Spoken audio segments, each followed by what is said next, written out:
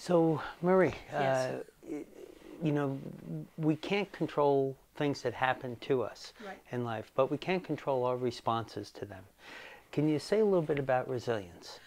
I'm happy to talk about it because I think it's so important. We deal with trauma all the time. Mm-hmm. And one of the things I don't think is talked about enough is that traumatic experience doesn't necessarily mean that you have to be traumatized. Mm.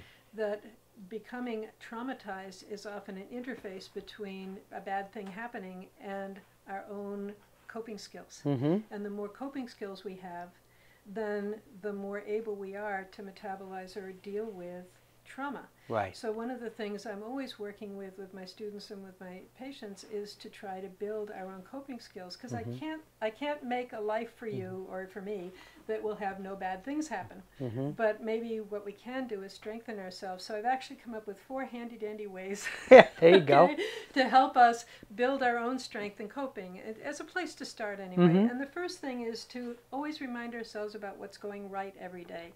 That a very good way to start your day and end your day Mm-hmm. is to think about all the things that are going right. And it may be only that I had breakfast. Right, yes. Or it may be only that the sun Mm-hmm. is finally shining. But whatever's going right, and if there's something like a raise at work or an A on your paper, all the better. But it Right. doesn't have to be a big thing. Yes. To allow ourselves to celebrate and appreciate all the little things that happen in our lives as well.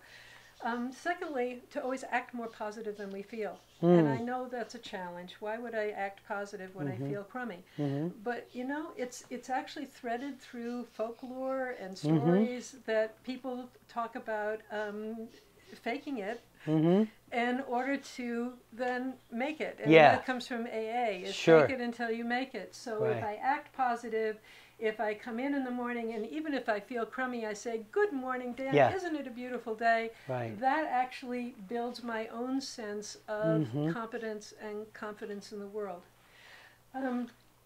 Acting kind, Mm. so that I'm contributing to the kindness in the world, making the world a better place.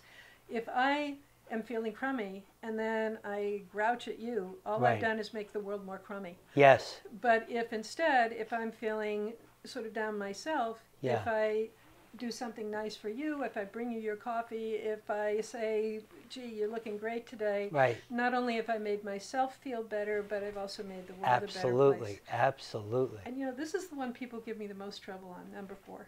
Mm. Okay. Dress as though you're successful. Mm-hmm. Mm-hmm. There's actually research that Mhm. shows that students who get up in the morning before an exam and get dressed and do their hair Yes. do better on the exam. Sure. Sure. It's Sure. sort of like, okay, I feel good enough about myself Right. that I'm going to present myself to the world Yes. in a way that says I'm a put together person. And it's interesting how cyclical that becomes, Yeah. because of course the world responds to me Right. as a put together person. Right. And then that feeds my sense of self-confidence, so that then I go out in the world as a more confident person. Absolutely. So to summarize, Right. okay, I'm going to summarize is, first of all, remind yourself what's going right. Mhm. That's going to build your sense of self-esteem. Act more positive than you feel. Your feelings will catch up with your action. To practice those random acts of kindness that people talk about. Right. And finally, put yourself together. Right. Put yourself together in the morning, present yourself as a person who's put together, and you will invite more positive things to happen for you. Boy, that sounds great. You know, as you were talking about that, made me think of 2 pieces of research that came from the Penn program in resilience. And one of them was to challenge your thoughts right away.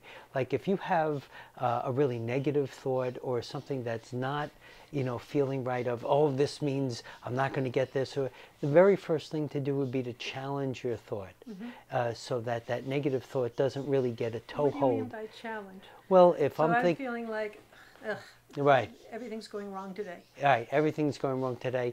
I missed the bus. I'm not going to get to work. They're going to fire me. Like, in other words, when we have a negative thought, it sort of pulls all the other negative thoughts in.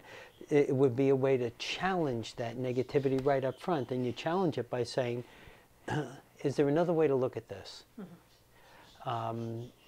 Yes, I'm going to be 15 minutes late, but I'll be able to explain what happened.